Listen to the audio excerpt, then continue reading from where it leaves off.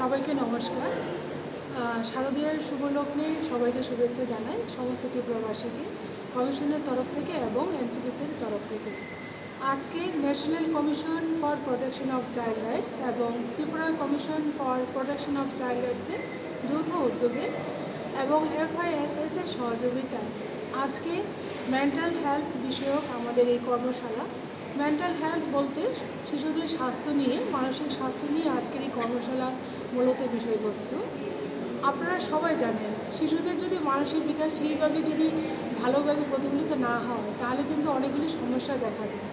আজকাল বিশেষ করে আমাদের সমাজে বিভিন্ন বিষয়ে যেমন সমস্যা হয়ে দাঁড়িয়েছে, যেমন মা বাবাদের পরিবারের সমস্যা বা অন্যান্য পরিবেশিক সমস্যা, বা একটা শিশু যে নির্যাতিত হচ্ছে, সেই ক্ষেত্রে কিন্তু একটি মেয়ের মানসিক স্বাস্থ্য খুবই ক্ষতিকর অবস্থায় পৌঁছে যায়।